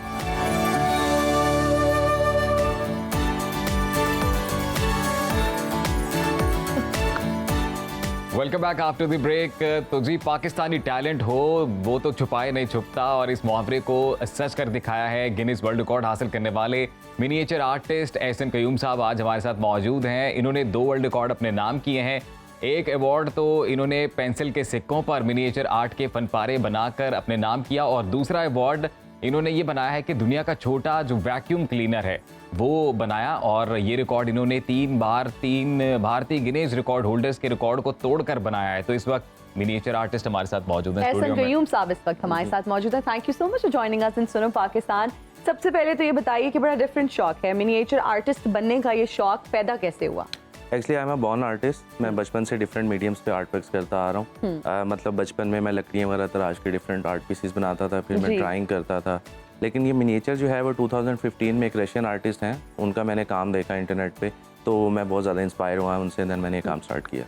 अच्छा, तो ये भी बताइएगा कि एक जो आप एक पीस ऑफ आर्ट जो भी आप रेडी करते हैं, तो वो कितना टाइम ले जाता है, कितना टाइम उसको देना अब वो पड़ता है? डिपेंड करता है उसके अंदर डिटेलिंग कितनी है। जैसे ये जो हमारे सामने ही पड़े हुए पेंसिल के मिनिएचर कुछ आपने pieces बनाया, हैं हाँ जी, उसकी art वो pieces। फोटोज भी हम टीवी स्क्रीन पर दिखा रहे हैं। ये मिनिमम 5 to 6 आवर्स रिक्वायर्ड होते हैं, कंसेक्टिव 5 to 6 आवर्स एक पेंसिल के Okay. एक पेंसिल के ऊपर। और अगर डिपेंड करता है कि अगर ज़्यादा डिटेलिंग है तो जिस तरह मेरा वर्ल्ड रिकॉर्ड है उस पर मुझे महीनों लग गए थे। अच्छा एहसन कयूम साहब, अगर आपके बारे में थोड़ा सा देखने वालों को बताएं, तो आप प्रॉब्ली जूतों की फैक्ट्री में नौकरी से आगाज जी, किया अपने बिल्कुल। करियर का, तो किस तरह से फिर आप यहाँ आए, इस फील्ड में आए और आप अब मिनिएचर आर्टिस्ट बन गए? जैसे मैंने बताया कि मैं बॉर्न आर्टिस्ट, तो कुछ फाइनेंशियल क्राइसिस थे, पेरेंट्स की डेथ हो गई थी जब मैं अच्छा। छोटा था, तो उसकी वजह से I could not complete my studies. लेकिन जो है मैंने अपने अपना जो शौक था, अपना जो रुझान था मेरा आर्ट की तरफ ही था, तो ये तो मैं एज ए पैशन करता रहा, और इस पे मैंने तो ये हिम्मत नहीं हारी। सिक्कों से स्पेसिफिकली अगर हम बात करें तो ये ख्याल कैसे आया? क्योंकि हम तो पेंसिल शॉप करें तो उसका सिक्का टूट जाता है। I would like to know आपने कैसे इसके ऊपर स्टार्ट किया, और फिर इसको इतनी नफासत से, अगर हम इंट्रिकेट डिटेल्स की बात करें, और अगर व्यूअर्स आप अपनी स्क्रीन्स पर भी देख सकते हैं, वो हमने इनके कुछ फनपारे दिखाए भी हैं, तो इतनी नफासत से कभी ऐसा हुआ कि आपने कोई आर्ट पीस बनाया हो या कोई सिक्के पे कुछ बनाया और वो टूट गया हो? ऐसा होता है जब मैं स्टार्ट में जब मैं काम करता था, तो क्योंकि बहुत ज़्यादा ना आपको इसके अंदर जो है वो महव होना पड़ता है इस काम के अंदर जब आप करते हैं, तो अक्सर होता था कि 5-6 घंटे काम किया और एंड में वो टूट जाता, तो बहुत ज़्यादा फ्रस्ट्रेट हो जाता है इंसान। लेकिन अब ऐसे है कि मैं बिल्कुल कॉन्स्टेंट होके, बिल्कुल रिलैक्स होके ये काम करता हूँ, तो अब वन गो में ही हो जाता है सच। अच्छा, ऐसे जो आर्टिस्ट होते हैं ज़्यादातर हसास तबीयत के होते हैं, हाँ जी। ठीक है जी। फिर उनके साथ ये भी एक चीज़ होती है कि वो जो काम करना चाहते हैं, जो उनका शौक है, जो पैशन है, जब वो करते हैं तो एक खास किस्म की कैफियत में वो चले जाता है। बिल्कुल ऐसे ही होता है, जैसे मैं बताया कि महव हो जाता है एक इंसान जी। इसके अंदर। जब काम करते हुए मुझे कोई होश नहीं होती कि खाना खाना या नहीं खाना, दिन हो रहा है या रात हो रही है, मैं बस काम में मसरूफ रहता हूँ, और जब तक काम कंप्लीट नहीं हो जाता मुझे चैन नहीं। लेकिन अरे आप जब भी आप कोई भी पीस ऑफ आर्ट अपना तैयार करते हैं, कोई फनपारा या कोई भी इस तरह से कोई चीज़ आप तैयार करते हैं, तो क्या आपके जहन में सिर्फ वो जहनी सुकून लेना वो एक सेल्फ सेटिस्फेक्शन वाला एलिमेंट होता है, या ये भी होता है कि भाई अब दुनिया भी इसको जो है वो उसी तरह से अप्रिशिएट करे और मेरा एक नाम हो? एक्चुअली मेरा जैसे शौक है, मेरा पैशन है ये काम करना, क्योंकि जो ऑब्वियसली जब इंटरनेट का ज़माना है, जब आउटपुट आती है, जब बिल्कुल चीज़ बन जाती है तो वो इंटरनेट पे अपलोड होती है तो वो लोगों की पजीराई तो मिलती है, लेकिन मेरी सेल्फ सेटिस्फेक्शन होती है इसे काम से करने से। ठीक है। अच्छा, मुझे ये भी बताइएगा कि फ्यूचर प्लान्स की अगर हम बात करें, हर किसी के कुछ ना कुछ प्लान्स होते हैं, तो फ्यूचर में क्या सोचा हुआ है कि कैसी चीज़ को आगे लेके चलेंगे और क्या सिखाने के बारे में आप क्या कहेंगे, क्योंकि आप एक एकेडमी की हैसियत रखते हैं, आपने अवार्ड्स भी विन किए हैं, तो क्या आप ये चाहेंगे कि ये आपका जो टैलेंट है ये आगे यूथ में, जनरेशंस में, आने वाली जनरेशंस में ये ट्रांसफर भी हो? हाँ जी बिल्कुल, मेरा ऐसे इरादा है कि ऐसा मेरे पास वैसे तो टाइम नहीं होता कि मैं क्लास वगैरह कोई अटेंड करवाऊँ या वैसे सिखाऊँ। तो अब इंटरनेट का ज़माना है, मैं जब काम कर रहा होता हूँ तो उसका जो प्रोसेस होता है वो मैं रिकॉर्ड कर लेता हूँ, तो वो रिकॉर्ड करके फिर जो है ना वो मैं अपने सोशल मीडिया प्लेटफॉर्म्स पे अपलोड करता हूँ, तो जिससे सारी जो प्रोसेस वर्क है ना वो उसमें समझ लग जाती है, तो इससे सीख सकते हैं। ठीक है। एंड फ्यूचर प्लान्स का भी हम पूछना 2 गिनीज वर्ल्ड रिकॉर्ड्स तो मेरे हो गए हैं, तीसरा वर्ल्ड रिकॉर्ड जो है उसकी एप्लीकेशन भी मेरी अप्रूव हो चुकी है, तो उसके लिए थोड़े से फाइनेंस सपोर्ट चाहिए गवर्नमेंट की, तो वो अगर मिल जाए तो मैं तीसरा वर्ल्ड रिकॉर्ड। अच्छा, ऐसे ये भी बताइएगा कि जब हम बात करते हैं कि जी Guinness book of world record में नाम आया, तो इसके क्या एडवांटेजेस हैं? हमारे नाज़रीन को थोड़ा एक्सप्लेन करें जरा, ये किस तरह से? एडवांटेजेस तो ये हैं कि मैं यहाँ पे आज बैठा हूँ, ये सारी एक्नॉलेजमेंट मिलती है लोगों की तरफ से और ग्लोबली रिकग्निशन मिलती है, तो यही है, पजीराई है एक तरह से। तो इसमें क्या फाइनेंशियल एस्पेक्ट भी बहुत ज्यादा क्या इन्वॉल्व होता है? जब आप अपने आप, जैसे आपने कहा भी मैंने एप्लीकेशन मेरी अप्रूव हो चुकी है, तो क्या फाइनेंसेस भी बहुत ज्यादा? जो मेरे रिसेंट वर्ल्ड रिकॉर्ड्स नहीं हैं उनमें तो ऐसा मुझे कोई फाइनेंशियली सपोर्ट की जरूरत नहीं पड़ी, क्योंकि पेंसिल है, एक 6 रुपए की पेंसिल होती है, तो उसको तराश के मैं आर्ट पीसेस बनाता हूँ। ये तो सारी अल्लाह ताला की तरफ से देन है कि मैं एक सिक्के को तराश के भी डिफरेंट चीज़ें बना लेता हूँ, तो ऐसा अभी तो मुझे कोई फाइनेंशियली मुझे सपोर्ट की जरूरत नहीं पड़ी, लेकिन फर्दर मुझे आगे रिक्वायर्ड होगी। तो ऐसे आप किस आर्टिस्ट को आप जो है वो सराहते हैं अपनी फील्ड में, जिनके काम को अप्रिशिएट करते हैं, और फिर कभी आपके ज़हन में ये आया कि इंटरनेशनली आप किसी आर्टिस्ट के साथ कोई कोलैबोरेट करें और कुछ और कोई नई मास्टरपीस बनाएं? वो हैं रशियन आर्टिस्ट है, जैसे मैंने मेंशन किया, उनसे मैं इंस्पायर होकर मैंने काम किया था, उनका काम भी बहुत ज़्यादा माशाल्लाह मैं ग्लोबली रिकग्नाइज्ड हैं, वो भी, उनका भी बहुत अच्छा मिनिएचर काम, तो मैं उनसे इंस्पायर्ड हूँ। ओके, हम चाहेंगे कि ये आप अगर हमें दे दें तो हम अपने नाजरीन को भी ये दिखा दें। ये जो आर्ट पीसेस हमने आपको स्क्रीन्स पर दिखाए हैं, ये बहुत ही प्यारा फ्रेम है जिसके अंदर इन्होंने महफूज किए हुए हैं ये आर्ट पीसेस, और ये इतनी छोटी पेंसिल। अच्छा, ये कोई स्पेसिफिक पेंसिल होती है? ये डिफरेंट टाइप की पेंसिल, क्योंकि मेरे इसके ऊपर काफ़ी रिसर्च रही है, डिफरेंट टाइप के लेड्स रिक्वायर्ड होते हैं मुझे, तो ये चाइना से मैं मंगवाता हूँ, ये कारपेंटर पेंसिल कहलाती है, तो इसका थोड़ा सा लेड जो है वो हार्ड होता है, थोड़ा वाइड होता है, जिसपे मुझे ज़्यादा वो मिल जाती है। आपने बनाया एग्जैक्टली क्या है, अगर आप साथ साथ थोड़ा सा एक्सप्लेन कर दें। ये क्या है? फर्स्ट जो है ये शू है। शू है? यस। और सेकंड जो है वो हैमर है। हैमर। थर्ड जो है वो चाकू है जिस तरह, और जो फोर्थ है वो पोरिंग क्या कहते हैं, कप है, क्या कहते हैं उसमें, हाँ बिल्कुल, केटल बनी हुई छोटी सी और वो नीचे कप बना हुआ है।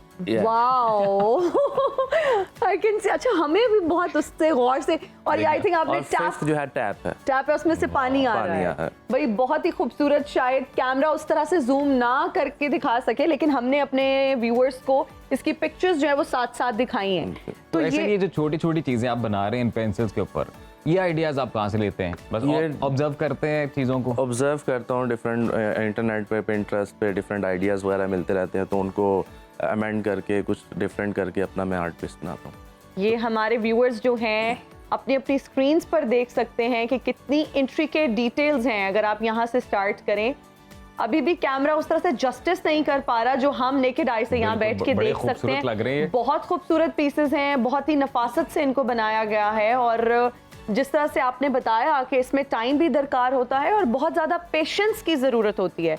तो अच्छा, इन सबसे ज्यादा जो चीज मैं गौर कर रहा हूँ कि भी ऐसा ये बता रहे थे कि ये नेकेड आई से इन्होंने बनाया है, मैं तो मतलब इसके लिए कोई माइक्रोस्कोप, मैं तो ये देख के हैरान हूँ कि ये टूटी में से जो पानी आ रहा है ये आपने कैसे बनाया है? ये तो बिल्कुल साइड से आ रहा है, सो इसकी लेड यहाँ पे कैसे पहुंची? ये थोड़ा ट्रिकी भी है। बस यही ऐसे ही होता है कि वो लेड को इस तरीके से मैं तराशता हूँ कि वो थोड़ा सा आर्टिस्टिक बन जाए। Very nice, very very interesting. तो वैसे अभी आपके क्या फ्यूचर को लेकर क्या गोल्स हैं, क्या चाहते हैं आप कि किस तरह से इस आर्ट को मजीद तकवीत मिले अभी जैसे बताया कि मैं, एक तो ये है कि जो न्यू जनरेशन है उसमें मैं करना चाहता हूँ इसको ट्रांसफ़र, कि मैं वीडियोस वगैरह बनाता हूँ, तो मैं मेरा है क्या कि मैं इसको टीच आउट भी करूँ इस तरीके से डिजिटली, और बाकी फर्दर मेरे वर्ल्ड रिकॉर्ड्स के प्लान है और इंशाल्लाह मैं वर्ल्ड रिकॉर्ड्स बनाना चाहता हूँ।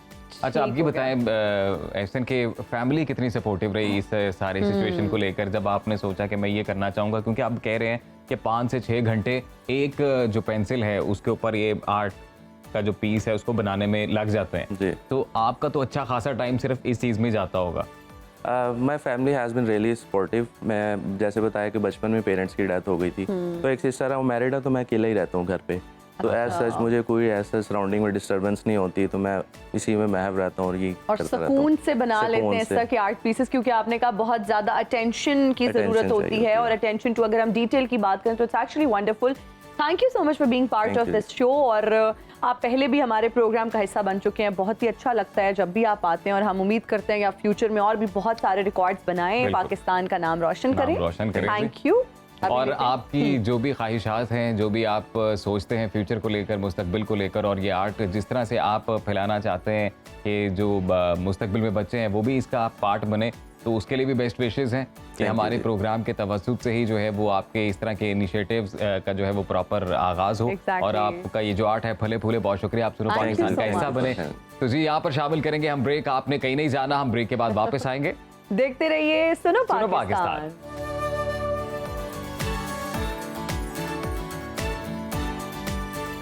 और हम हाजिर हैं ब्रेक के बाद। आप देख रहे हैं सुनो पाकिस्तान, और इस वक्त सुनो पाकिस्तान के स्टूडियोज में हमें ज्वाइन किया है आगा इंजी ने, जो कि बहुत ही जबरदस्त सिंगर हैं। Thank you so much for joining आज इन सुनो पाकिस्तान। आगा साहब कैसे हैं? शुक्र अल्हम्दुलिल्लाह, आप सुनाएं? अल्हम्दुलिल्लाह बिल्कुल ठीक। क्या प्रोजेक्ट्स चल रहे हैं आजकल? आजकल म्यूजिक के चल रहे हैं, कुछ अपने एल्बम्स पे काम कर रहा हूँ, कुछ सिंगर्स हैं, काफी नामवर सिंगर्स हैं, कुछ न्यू टैलेंट भी आ रहा है, उनकी रिकॉर्डिंग्स चल रही हैं, उनकी कंपोजिशंस चल रही हैं। आगा, आप हमारे देखने वालों को थोड़ा अपना तारुफ करवाएं जरा, आप कब से गा रहे हैं, और ये भी बताएं कि बख्शी वजीर साहब आपके नाना थे? जी बिल्कुल बिल्कुल। मैं तकरीबन आफ्टर मैट्रिक मैंने सोचा कि, क्योंकि दोस्त यार कहते थे यार अच्छा गाते हो, लेकिन वो समझ नहीं आती थी तब, लेकिन आफ्टर ग्रेजुएशन मैंने इसको प्रॉपर परस्यू किया इस करियर को ना। तो उसके बाद मेरे घर में म्यूजिक था, नाना अबू वगैरह, जो होली जी लेना मेरा ना अखलड़ी बदबती, जो उनके म्यूजिक है, उनका कंपोजिशन, तो एक इन्फ्लुएंस था घर में ना थ्रू आउट। वैसे आगा, आपने ये बड़े ही मशहूर गाने हमारी Pakistani drama industry, Pakistan music film industry के, तो ये बताइएगा कि आपने इनकी रिकॉर्डिंग्स वगैरह ये देखी हुई है लाइव? आपने ये देखी ऐसी कोई मेमोरी? एक आध शायद बचपन में देखी हो, लेकिन अनलकीली मैं इतना ज़्यादा टाइम स्पेंड नहीं कर पाया उनके साथ। अच्छा, आपकी अगर हम क्वालिफिकेशन की बात करें, आपकी डिग्री बिल्कुल एक डिफरेंट सब्जेक्ट में है, एंड फिर आप सिंगर बन गए, तो ये हसीन इत्तफाकी मैं तो कहूँगी, कैसे हुआ कि आपने कॉमर्स में डिग्री ली, ग्रेजुएशन आपकी कॉमर्स में, एंड फिर आप बिल्कुल डिविएट कर गए आप यहाँ पर? कॉलेज यूनिवर्सिटी में जब कोई भी एनुअल कोई भी फंक्शन वगैरह होता था ना, तो विदाउट मेरी परमिशन मेरा नाम होता था। अच्छा। मैं परफॉर्म करता था, वो जो स्टेज की एक वो फीलिंग है ना, वो रह गई। वो डर खत्म हो गया? वो खत्म हो गया कॉलेज लाइफ में भी? नहीं, वो डर नहीं, वो एक था कि यार ये कितनी मजेदार चीज है, जब आगे से अप्रिसिएशन मिलती है ना। एग्जैक्टली, वो रिस्पांस, कॉन्फिडेंस लेवल आपका मिलता है ना बूस्ट अप हुआ। तो मैंने कहा नहीं, इसको करना है। हमें भी कुछ सुना दे, क्योंकि टाइम कम है, मुकाबला सख्त है। कुछ अच्छा सा हमें गुनगुना के जी, मैं मेहंदी हसन साहब की रंजिश सही। अरे वाह वाह वाह, इजाजत, आप सबकी इजाजत के साथ। हमारी तो इजाजत ही है, हम तो बस आरना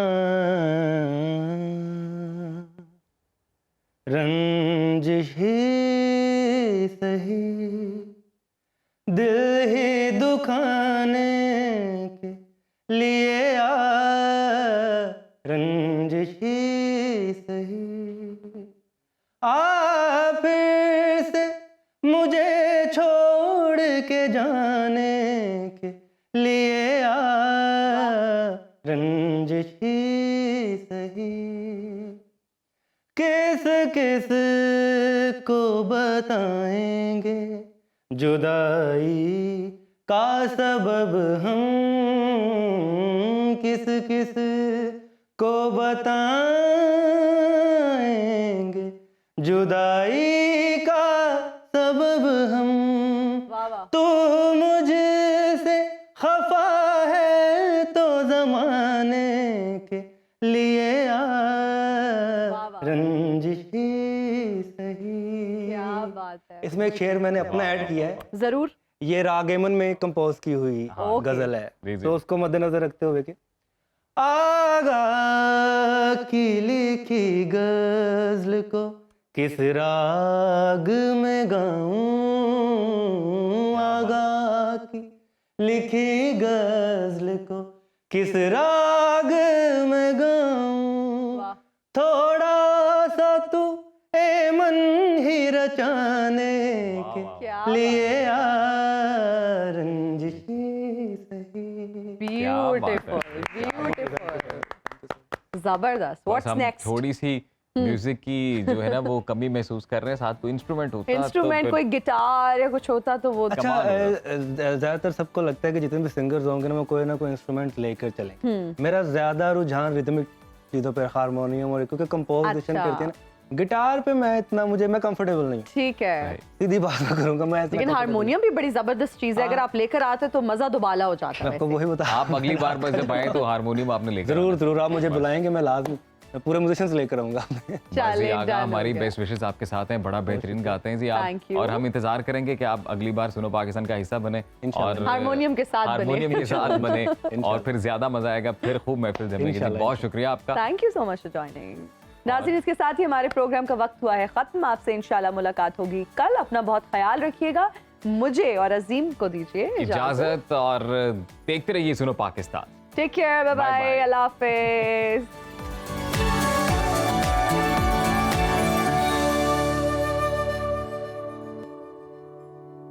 हर वक्त बाखबर रहना वक्त का तकाजा है, बर वक्त बाखबर रखना हमारा फरीजा है। अभी सुनो न्यूज़ के YouTube चैनल को करें सब्सक्राइब, बेल आइकन पर करें क्लिक और मुल्की और गैर मुल्की खबरों से रहें बाखबर, यकीन के साथ।